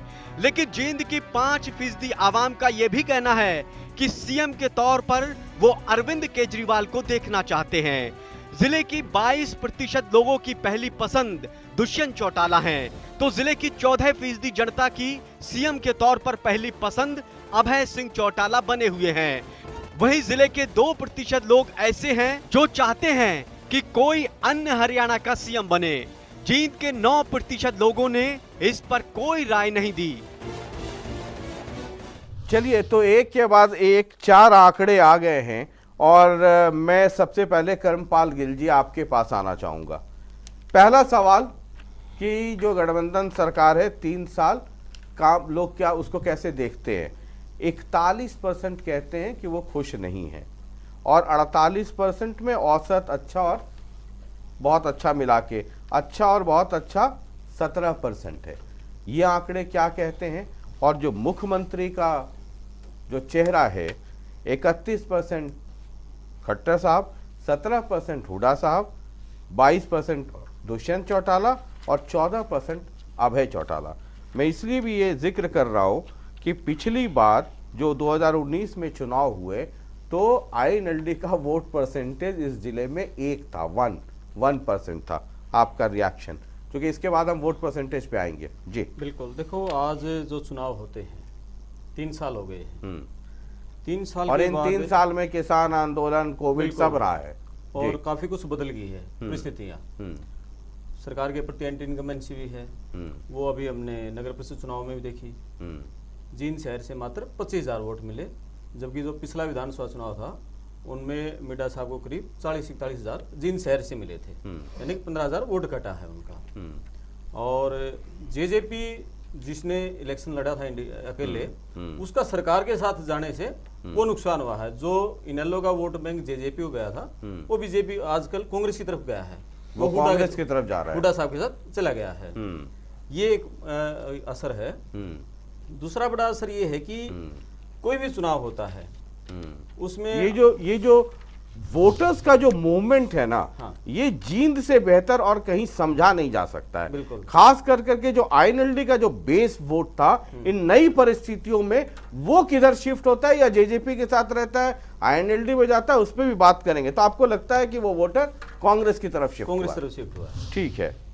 तो जहां तक हम बात करें सरकार के 3 साल के कार्यकाल की, 3 साल में मतलब हम ये एक 41%, 41% नाराजगी, हाँ। ये आप अगर समझा पाए। हाँ, इस और नाराजगी इसमें मैं आपको बार बार बता रहा हूं, ये हिंट भी है, बार बार बता भी रहा हूं कि 5 हलकों का वो एवरेज है। हाँ। ये नहीं है कि जींद प्रॉपर का 41% है, इसमें उचाना का कितना शेयर है वो सब अगर जोड़ूंगा तो कोई आप जुलाना हल्का लगा लीजिए, सफीदों, नरवाना, तीनों में कोई बड़ा काम हम नहीं गिना सकते। उचाना में एक ड्राइविंग ट्रेनिंग सेंटर शुरू होने जा रहा है, अभी कुछ शुरू नहीं हुआ है। जींद में एक मेडिकल कॉलेज काम चल रहा है। ये 2 बड़े प्रोजेक्ट हैं, सेंटर के प्रोजेक्ट हैं जो NHI के हैं। मेन चीजें क्या होती हैं? शिक्षा, स्वास्थ्य, सफाई, साफ पानी, सीवरेज, वहाँ हम 0 हैं। सिविल हॉस्पिटल में कई सालों से आंखों के ऑपरेशन पर ताला लटका है, अल्ट्रासाउंड नहीं है। शिक्षा हमारा जींद में कुछ उस पर क्वालिटी वर्क 0 है, साफ पानी नहीं है। जैसे आज बारिश हुई, सीवरेज ओवरफ्लो हो ठीक गए। है। तो ये उसका रिएक्शन है, उसका रिएक्शन है। आपसे शुरू कर लेता हूं मैं, मिड्डा साहब। देखिए, जो इन्होंने कहा कि ये जो आंकड़े हैं, सीवरेज की व्यवस्था पहले से बेहतर है, और जैसे कि इन्होंने, हमारे भाई ने ये कहा कि आपको ये नहीं लगता है कि जींद में हो सकता है कि आप जितना कर रहे हो MLA के तौर पे, वो तो वहां के लोग बताएंगे और उसका प्रमाण अगले चुनाव में आ जाएगा, तो हर 5 साल पे टेस्ट देना है। लेकिन जींद के लोगों को ओवरऑल, क्योंकि ये सिर्फ जींद शहर नहीं है, ये पूरा डिस्ट्रिक्ट है, जींद के लोगों को कुछ ज्यादा ही उम्मीदें नहीं थी क्या? नहीं, बिल्कुल जींद के लोगों को उम्मीदें थी। पूर्व में बहुत सरकारें रही, जब से हरियाणा बना सरकारें रही। मैं तो आपसे ये कह रहा हूँ कि तुलनात्मक, अगर आज आप गौर करेंगे तुलनात्मक, ये 41% नाराजगी अगर आप मुझे समझा नाराजगी पाएं। प्रत्येक व्यक्ति की किसी ना किसी कारण से हो सकती है। अब जो लोग पहले सिफारिश से नौकरी लगवा लेते थे, वो उन लोगों के लिए बड़ी दिक्कत है। आज गरीब का बच्चा नौकरी लग रहा है, जो इस लायक है, जो पढ़ा लिखा है, वो नौकरी लग रहा है। इसके बाद अगर हम बात करें, जैसे कि आपने बात की सीवरेज की, मैं मानता हूँ सीवरेज की अव्यवस्था है, और वो अव्यवस्था अकेले यहाँ ही नहीं, अगर हम बड़े बड़े जिनको हम विकसित देश कहते हैं, आज कहते हैं कि, यह भी आपने पीछे देखा होगा कि अमेरिका में भी ये दिक्कत आ रही है, जल भराव की दिक्कत, जहाँ पे कुदरत का मार पड़ती है, वहाँ आदमी बेबस है। तो मतलब इसमें वाटर लॉगिंग में आपने जिंद को अमेरिका बना दिया। बात उसकी नहीं है। देखिए, बात यह है कि अगर मैंने आपसे कहा कि विकसित देश है, वहां भी समस्या, जहां कुदरत की मार पड़ेगी, कुछ 125 mm तक बारिश हो रही है, आप क्या कीजिएगा साहब, एकदम कैसे निकलेगा? उसको समय चाहिए, और उस समय के आधार पर पानी निकला। ये कांग्रेस में भूपेंद्र सिंह हुड्डा जब मुख्यमंत्री के तौर पे पूछते हैं, नाराजगी 41% है ना, और अगर जब CM चेहरे के तौर पे पूछते हैं तो भूपेंद्र सिंह हुड्डा को 17%, 17% लोग कहते हैं। उनसे ज्यादा दुष्यंत चौटाला को 22% और अभय सिंह चौटाला को 14% लोग कह रहे हैं कि ये मुख्यमंत्री के तौर पे बेहतर हो सकते हैं। खट्टर साहब सिटिंग वर्तमान मुख्यमंत्री है, तो कुछ एक एडेड एडवांटेज होता है, उसके भी समीकरण पे बात करूंगा। लेकिन ये 17 और 22 में आपको समझ में आता है? 17-22 में आपका जो सर्वे है वो देख भी रहा हूँ, समझ में भी आ रहा है। आपने पहले बोलने से पहले एक आपने जो सेनापतियों की बात की थी, वो तय करने की बात की थी, वो तय हो गया। जनता, हरियाणा की जनता जो आज, अगर आप अब सर्वे करेंगे और थोड़ा देर में, ये 18 जून से 18 जुलाई के बीच का सर्वे। हाँ, ये अब जो धीरे धीरे जो भारतीय जनता जैसे जैसे कांटा, जैसे कांग्रेस में जैसे जैसे कांटा साफ होता जाएगा, हुड्डा साहब का ग्राफ बढ़ता जाएगा। बता रही है जैसे जैसे कांग्रेस जैसे समय नजदीक आ रहा है, लोग विकल्प देखेंगे, क्योंकि भाई भारतीय जनता पार्टी के खिलाफ नाराजगी 41%। जैसे कुलदीप बिश्नोई का, नहीं, मैं वही समझना चाह रहा हूँ कि हुड्डा साहब का ग्राफ बढ़ेगा। जैसे कुलदीप बिश्नोई कांटा निकाल दिया, अब आजकल विवेक बंसल नाम का कांटा निकालने की तैयारी हो रही है। शशि रंजन जी, दावे के साथ कह सकता हूं कि लोगों ने विकल्प चुना है, चुन भी लिया, चुनने लग रहे हैं, और वो विकल्प आज हरियाणा के अंदर भारतीय जनता पार्टी और गठबंधन सरकार के खिलाफ केवल और केवल वो कांग्रेस है। कांग्रेस में ये मैं आऊंगा जब वोट परसेंटेज पे, रेडू साहब, ये जो मुख्यमंत्री का चॉइस है ना, ये ठीक है, आपके लिए जश्न मनाने की बात है कि भाई साहब हमें तो पिछली बार 1% वोट मिला था, मुख्यमंत्री के तौर पे अब 14% मिल रहा है। और वहीं देखिए जेजेपी को पिछली बार 40% वोट जींद से मिला था, मतलब जींद नंबर 1 पे था वो इलाका, वहां पे वो घसक करके 22% पे मुख्यमंत्री के तौर पे वोट क्या मिलेगा अभी आएगा वो देखेंगे। थोड़ा सा सीरियस लेकिन जो आपका ग्रोथ हो रहा है, जो मूवमेंट है वापस कैडर वोट का एनएलडी में जिस रफ्तार से होना चाहिए, वो रफ्तार है क्या, लगता है क्या? देखिए, जनता की एक बड़ी सोच होती है, सत्ता के 2-2.5 साल बचे हुए हैं और जनता का प्रयास होता है कि भाई जब हमने इनको वोट दे करके सत्ता के दहलीज पर पहुंचाया है तो क्यों ना इनसे काम लिए जाए। और वही काम लेने के लिए कहीं ना कहीं जनता इस बात में डटी हुई है कि हाँ, हो सकता है हमारा कुछ काम निकल जाए। इस वजह से आपने ये 22% का आंकड़ा आपके पास आया है। आप देखना, जब 1 साल रह जाएगा, 6 महीने रह जाएंगे, तो दुष्यंत का कहाँ होगा और अभय सिंह का कहाँ होगा। दूसरी बात मैं करना चाहूंगा कि हरियाणा प्रदेश में यदि कोई आज एक सच्चा और त्यागी व्यक्ति है तो वो अभय सिंह ही चौटाला है, जिन्होंने चाहे किसान आंदोलन की बात हो, 1 सेकंड और सर, किसान आंदोलन की बात हो, चाहे अग्निपथ की जो योजना लेकर के ही है बीजेपी की गवर्नमेंट, मैं कहता हूँ आपके चैनल के माध्यम से हरियाणा प्रदेश के खास करके निवासियों को कि इससे गंदी योजना जो है ना देश के लिए नहीं हो सकती अग्निपथ की योजना। तो इनके कारण जिस प्रकार से अभय सिंह ने जनता के बीच में जाकर के लोगों का साथ देने का काम किया है, आने वाले 24 चुनाव में अभय सिंह ही यहाँ के मुख्यमंत्री बने। एक छोटा सा ब्रेक ले रहे हैं और ब्रेक के बाद जब वापस लौटेंगे तो जो आम आदमी पार्टी है और जेजेपी इनसे जरा पूछेंगे, इन आंकड़ों को समझेंगे और साथ ही साथ वो आंकड़े भी आपके सामने लेकर के आएंगे कि अगर आज चुनाव हो गए तो जींद में क्या वोट परसेंटेज हो सकता है और क्या पार्टियों का गणित हो सकता है, कौन कितनी सीटें जीत सकता है।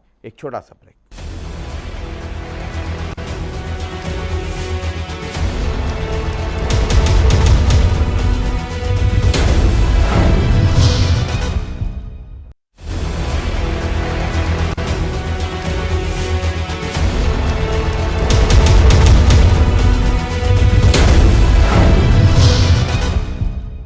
चलिए, ब्रेक के बाद एक बार फिर आपका बहुत बहुत स्वागत है। आप देख रहे हैं हमारे साथ जनता टीवी पे ये खास कार्यक्रम, नाम है पब्लिक थर्मामीटर, और जिस जिले की आज बात कर रहे हैं वो है जींद।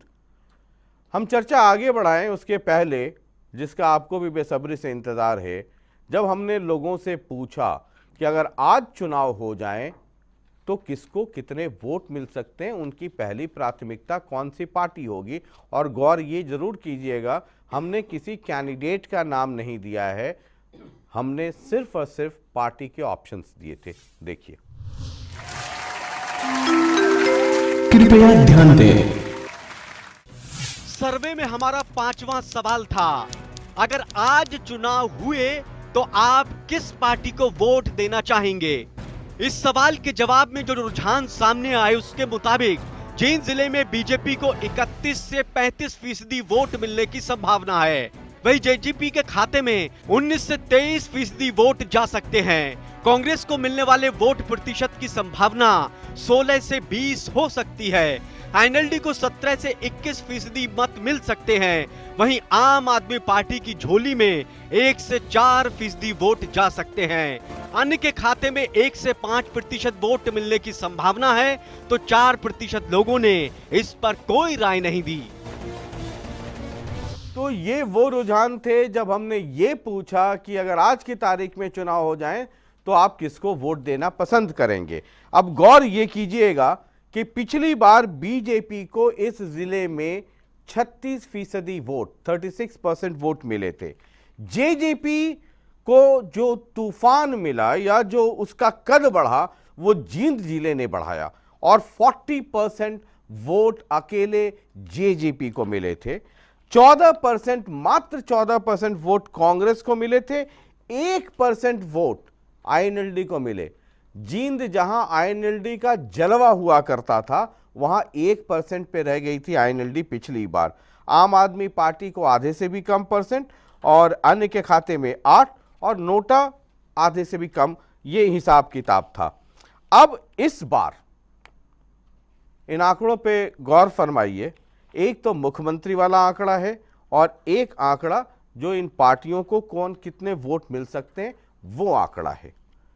मैं जेजेपी के पास पहले आऊं, या आप आंकड़ों को जरा गौर से देखिए और इसको समझिए, और तब तक मैं एक सवाल करमपाल जी के लिए छोड़ देता हूं, तब तक वो उस पर गुणा भाग कर लें। क्या ये आंकड़े ये नहीं बता रहे हैं कि जो बीजेपी से खिलाफ वोट हैं, बीजेपी के खिलाफ वोट हैं, या जेजेपी के भी खिलाफ हो गए या बीजेपी के खिलाफ, उनका 2, 3, 4 जगह बंटवारा हो रहा है।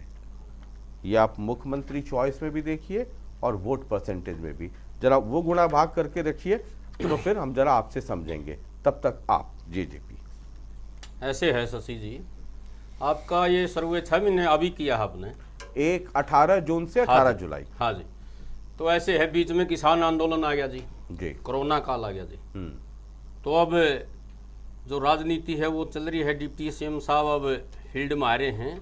आप देखना, चौधरी देवीलाल की नीतियों में चलते हुए डिप्टी सीएम साहब सारे हरियाणा का विकास करवा रहे हैं। और आप 6 महीने के बाद दोबारा सर्वे कीजिए, उसमें देखिए फिर आप जेजेपी कहाँ है। एक सवाल, क्योंकि मैं जानता हूँ दुष्यंत जी बड़ी दूरगामी, बड़े दूरदर्शी, मुझे दुष्यंत जी के कार्यशैली पे, उनकी क्षमता पे मैं कोई सवाल नहीं है।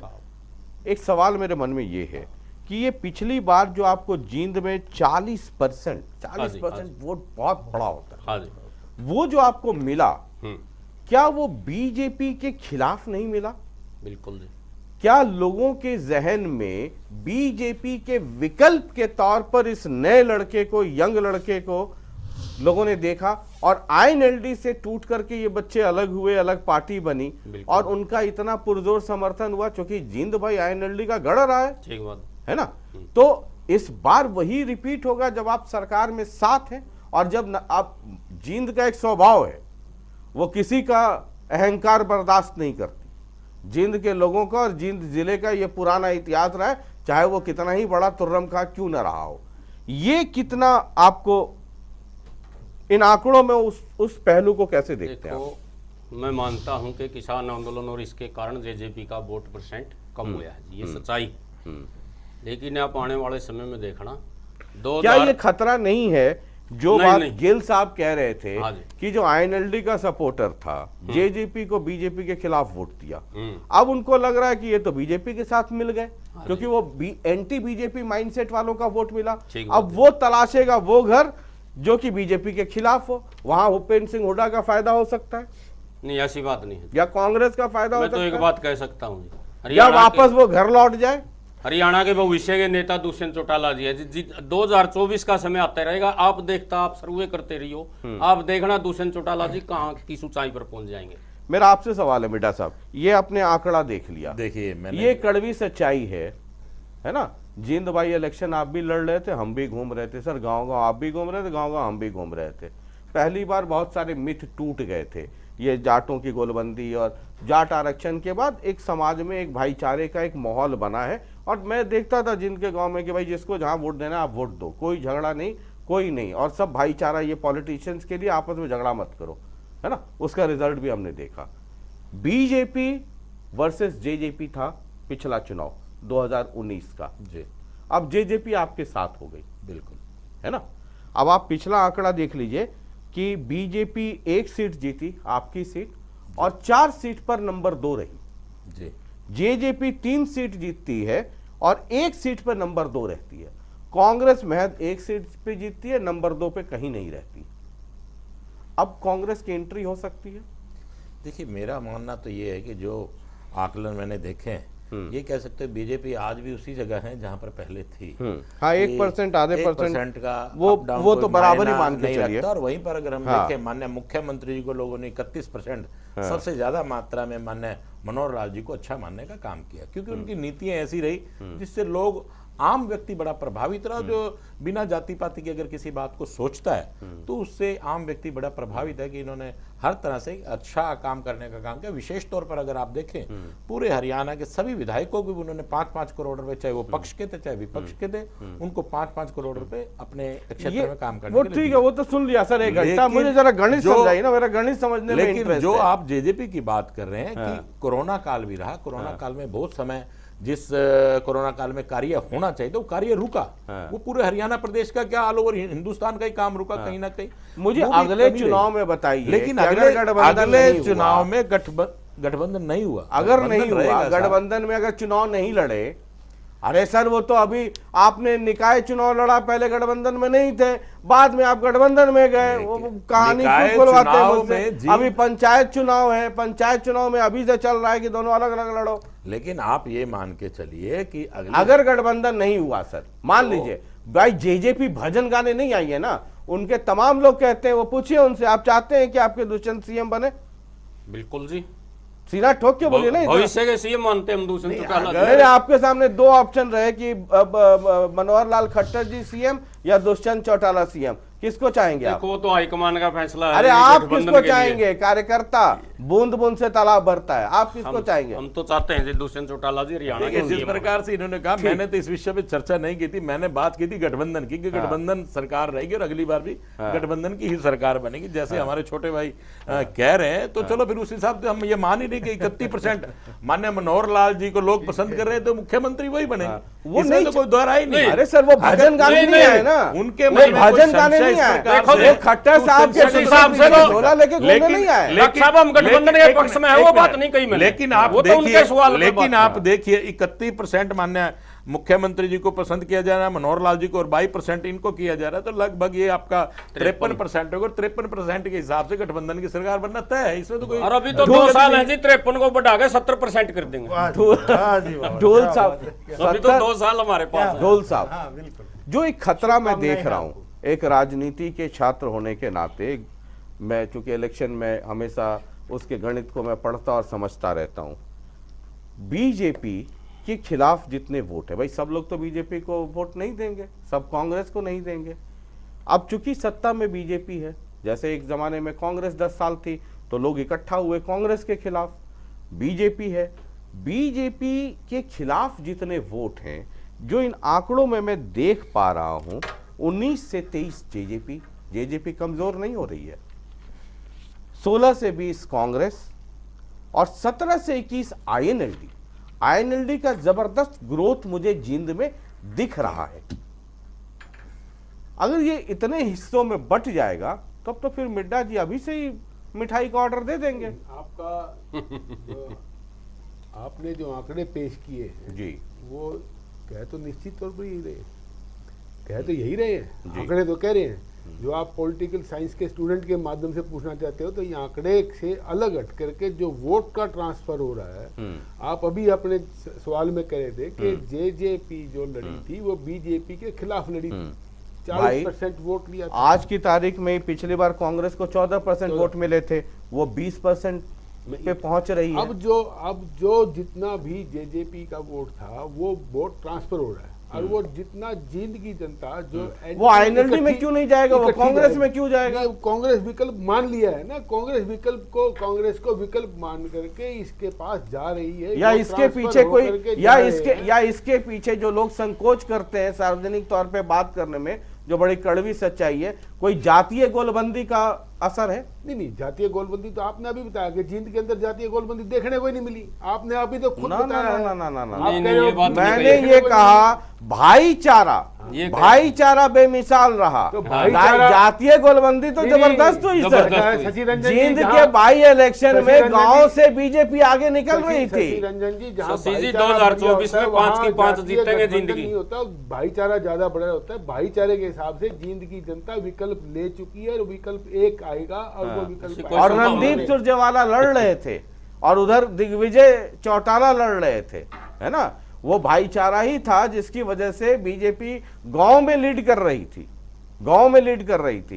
रेड्डू साहब, मेरा सवाल आपसे ये है, ये जैसे गिल साहब भी बता रहे हैं और जैसा ढूल साहब भी बता रहे हैं कि अगर, चूंकि बार बार ये सवाल उठता है और बहुत मोटी बात है कि जो 40% वोट मिले वो एंटी बीजेपी माइंडसेट, ठीक है। अब उसमें से कितना रिटेन होता है, नहीं होता। दूसरा, आईएनएलडी पार्टी टूटी थी तो वो वोट, आईएनएलडी का जो हार्डकोर वोटर है वो सीधा शिफ्ट हो गया, आपके पास एक आधा % रह गया और नाम मात्र का कोई घर वाला वोट दे दिया होगा, है ना। अब आपको तो उठ जाना चाहिए था 3 साल में। बिल्कुल।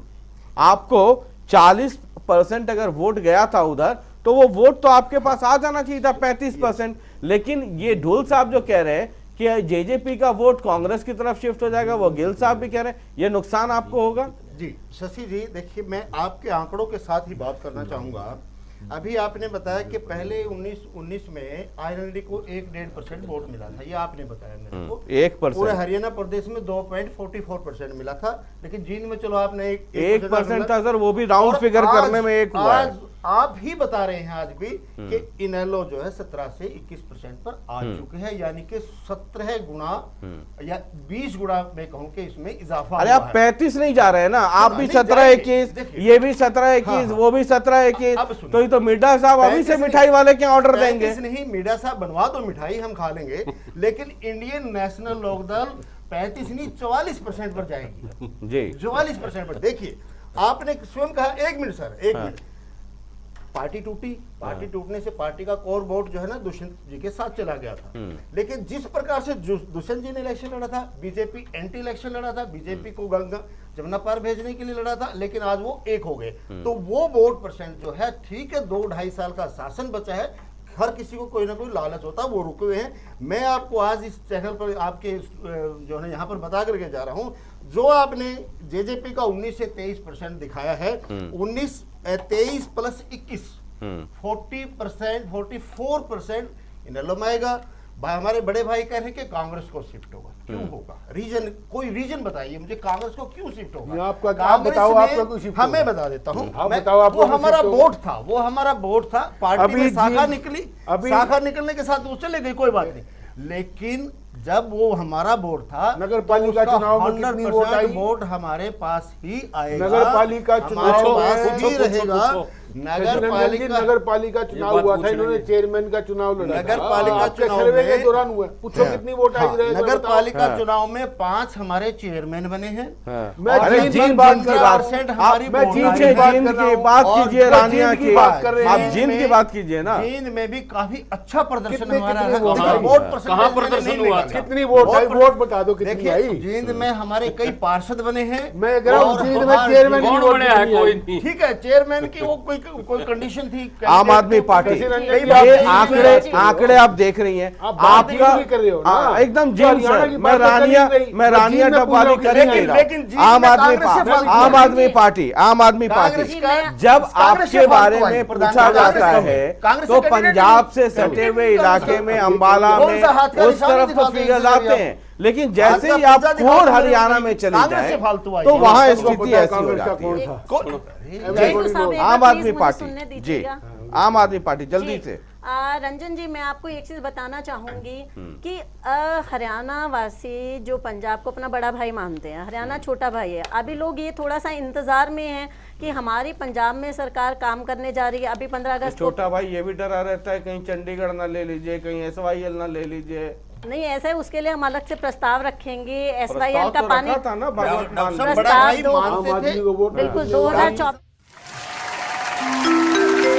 कृपया ध्यान दें, अगर आज चुनाव हुए तो जिले के रुझान की क्या संभावना है? जींद जिले की विधानसभा सीटों में बीजेपी को 2 से 3 सीट मिलने की संभावना है। जींद के लोगों के रुझान के मुताबिक जेजेपी की झोली में 1 से 2 सीट जा सकती हैं। कांग्रेस के खाते में 0 से 1 सीट जा सकती है, तो जिले में आईएनएलडी को भी 0 से 1 सीट मिलने की संभावना बन रही है। सर्वे के रुझान के मुताबिक जींद में आम आदमी पार्टी को खाता खोलने के लिए मशक्कत करनी पड़ सकती है, अन्य के लिए संभावनाएं कम हैं। तो ये जो रुझान आए हैं उन पर जींद का कैलकुलेशन है, और जिस तरफ मैं इशारा क्या कर रहा हूं, मैं तो खुल के कह रहा हूं कि बीजेपी वर्सेस अगर ऑल हो गया तो कहानी कुछ ऐसी भी हो सकती है। आप अपनी बात कंप्लीट कीजिए, उसके बाद मैं गिल साहब आपके पास आ रहा हूं। मैं कहना चाहूंगी कि जनता अभी इंतजार में है, जनता दुविधा में है। पंजाब, दिल्ली में तो विकास कार्य हो ही रहा है, लेकिन लोग पंजाब और हरियाणा को दिल्ली से अलग मान के चलते हैं। पंजाब में हमारी सरकार ने काम करने शुरू कर दिए हैं, बिजली फ्री हो गई है। आप ये देखिए 50,000 के करीब तो अभी नौकरियां भी निकाल दी गई हैं, और उसके साथ में अभी 75 के करीब मोहल्ला क्लिनिक स्टार्ट होने जा रहे हैं। गिल साहब, ये आंकड़े अब सारे आ गए है ना, जिस बात की तरफ मैं तो चूंकि आंकड़ा मैं पहले से देख के बैठा हूं यहाँ पर, तो जो मैं इशारा कर रहा था, जो मेरे मन में संशय है, जो मैं ढूल साहब इतने सीनियर हैं हम लोग सभी लोगों के बीच में, और रेड्डी साहब भी हैं, ये आंकड़े क्या कहते हैं? एक तो आंकड़ा मुझे राजनीतिक गणित हाँ। बताइएगा। आपने जो इनेलो का बताया 17 से 21% आईएनएलडी की तरफ, उसमें मुझे नहीं लग रहा कि ऐसा कुछ है, क्योंकि अभी जो नगर परिषद चुनाव हुआ है जींद में इनेलो की चेयरमैन कैंडिडेट को नोटा से भी कम ये वोट सिर्फ मिले हैं। जींद, ये सिर्फ जींद का नहीं है, ये पूरा हाँ, पांचों जी। हलकों का और है। नोटा से कम वोट तो जींद में आप मिले हैं। नरवाना की इसी बोल तरह रहे हो। उचाना है, नरवाना है, सब जगह इस तरह का हाल है। तो इनेलो तो मुझे लग रहा है कि सीन से बाहर हो चुकी है। इनेलो अब कहीं सीन में नहीं रहेगी। ठीक है। अब जो जेजेपी है, जेजेपी के पास सिर्फ ग्रामीण और जाट वोट बैंक है। वो जो बीजेपी के साथ जो दुष्यंत चौटाला गए, वो जाट वोट बैंक मैक्सिमम अब वहां से खिसक चुका है। उसके पास ऑप्शन सिर्फ भूपेंद्र हुड्डा थे। जैसे उधर से फ्री हैंड उसको मिला है कांग्रेस की तरफ से, वो इकलौते हुए, तो वो मैक्सिमम उधर हो चुका है। मैं वही जी। कहना चाह रहा था, थोड़ी कड़वी बात हो जाती कि जाटों की गोलबंदी क्या भूपेंद्र सिंह हुड्डा के पीछे होगी? भूपेंद्र हुड्डा के साथ रहेगी। मैक्सिमम जो जाट हैं वो इस बार भूपेंद्र हुड्डा के साथ जाएंगे। लेकिन भूपेंद्र हुड्डा के साथ एक पॉजिटिव जो चीज है वो सिर्फ एक तो कांग्रेस का है, कांग्रेस में सभी जातियां हैं, आप एससीबीसी, और इनेलो की तरफ जो ओम प्रकाश चौटाला के साथ कट्टर जाट का जो ठप्पा था वो भूपेंद्र हुड्डा के साथ उतना नहीं है जितना चौटाला के साथ था। उसको दूसरा वोट भी मिलेगा।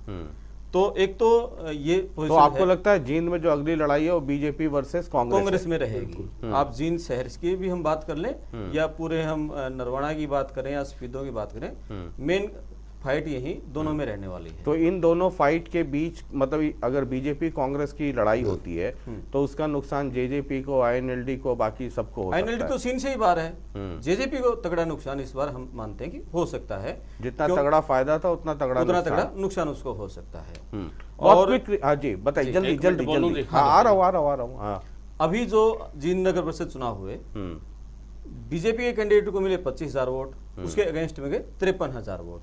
यदि कैंडिडेट के ऊपर है, जो आखिर में हम देखते हैं कि चुनाव में कोई मुद्दा नहीं रह जाता, आखिर में लास्ट के 48 घंटे में चुनाव कैंडिडेट जात पात पे रह जाता है, एकदम 100% बिल्कुल। जात हो और जाता है। तो जात पात में यदि कांग्रेस उस हिसाब से कैंडिडेट उतार देती है तो इस बार चुनाव बड़ा गजब का रहेगा। मेडा साहब देखिए, बहुत शॉर्ट रिएक्शन, मेरा मानना ये आंकड़े है, सारे जिस आ प्रकार गए। से इन्होंने ये कहा कि सारा का सारा जाट वोट माननीय हुड्डा साहब की तरफ चला जाएगा, मुझे नहीं लगता। ये वोट बटेगा। वोट दुष्यंत जी भी लेंगे, दुष्यंत जी अच्छे कार्य कर रहे हैं, जो जाट वोट है उनकी तरफ भी जाएगा। कुछ जाट वोट जो मोदी साहब को और मोदी साहब को भी पसंद करते हैं और अपना मनोहर लाल जी को भी जो पसंद करते हैं पारदर्शिता के आधार पे, उन्हें भी वोट मिलेगा और वो वोट कांग्रेस के पास भी जाएगा, माननीय हुड्डा साहब के पास भी जाएगा। लेकिन जिस प्रकार से ये कहा गया कि सारा का सारा वोट ही चला जाएगा और जेजेपी को जाट लॉबी का वोट नहीं मिलेगा, मुझे ऐसा नहीं लगता। ऐसा कभी हुआ ही नहीं। वोट अभय सिंह चौटाला जी भी लेंगे, ऐसा नहीं हो सकता कि नहीं लगे। जिस प्रकार से कहा कि बिल्कुल ही आईएनएलडी को गेम से बाहर निकाल दे, नहीं, आप तो बोलिएगा ही ना कि कुछ वो भी ले ले, कुछ वो भी ले ले, कुछ वो। आप तो खुश होंगे कि कुछ जरा प्रसाद चना अमृत इधर भी बढ़ जाए, कुछ उधर भी बढ़ जाए, कुछ उधर भी बढ़ जाए, चना अमृत खा खा के लोग जाए, बारात का डिनर सिर्फ आपके लिए रह जाएगा। डोल साहब, ये खतरा है किसको? अरे ऑपोजिशन को। अपोजिशन को खतरा नहीं, खतरा भारतीय जनता पार्टी को है। अच्छा, बिल्कुल खतरा है। जी। विकल्प एक होगा।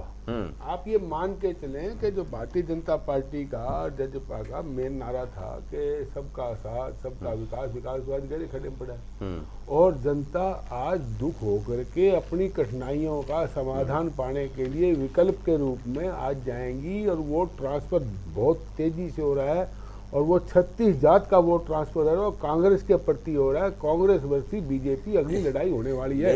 लेकिन इसमें इन्होंने ये कहा कि सारा का सारा जाट वोट माननीय हुड्डा साहब के पास जाएगा। ऐसा कुछ आप नहीं। सोच के देखिए, एक जाति विशेष हो गया फिर तो बाकी अन्य जातियां कहाँ जाएंगी? फिर अन्य जातियों को तो साहब मैं कह मैंने दूंगा कि 36 भारतीय जात जनता कही पार्टी में है, चला मैंने जाएगा। मैंने अपने 36 जात का वोट ट्रांसफर हो रहा है बीजेपी के एंटी इनकमेंसी में और वो टोटल कांग्रेस को जा रहा है।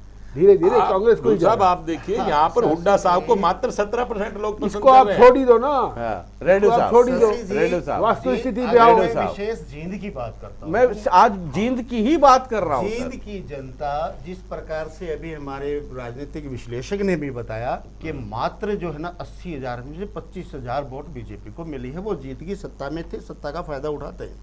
लेकिन यदि मैं हुड्डा साहब की बात करूं तो जींद की जनता हुड्डा साहब को बिल्कुल भी पसंद नहीं करती है।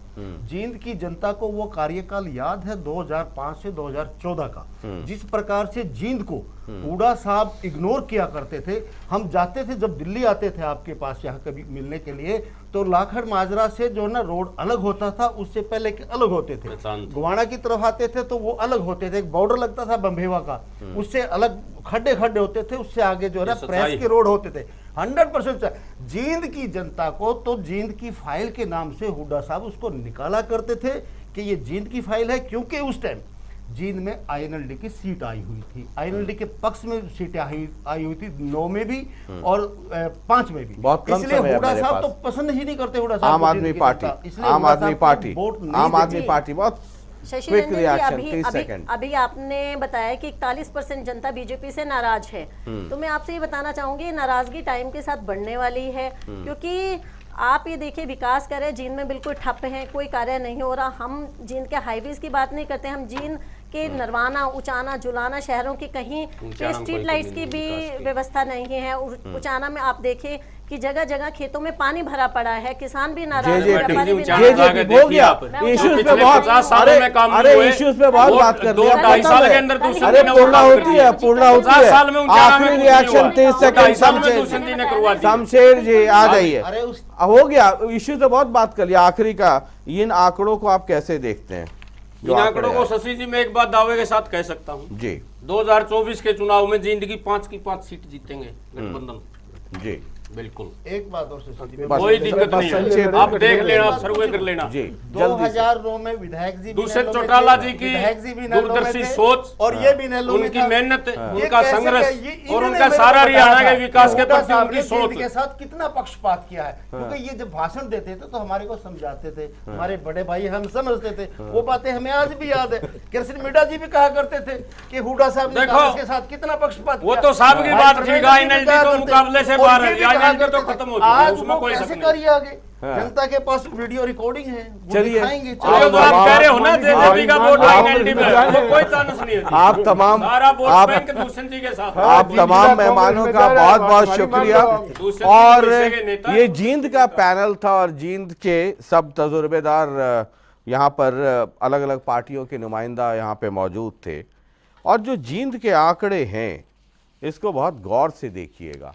हालांकि अभी 2 साल है चुनाव में, ये तो जैसे होता है ना कि क्लास में मास्टर साहब क्लास टेस्ट लेते हैं तो उसके रिजल्ट आते हैं प्रैक्टिस टेस्ट, तो ये प्रैक्टिस टेस्ट वाला है। और ऐसे में एहतियातन कह भी देता हूँ कि इन आंकड़ों पे ना तो कोई मिठाई बांटे और ना कोई मतलब कोप भवन में जाए, मैदान में डटे रहिए। असली वाला तो वो होता है जो चुनाव आयोग करता है।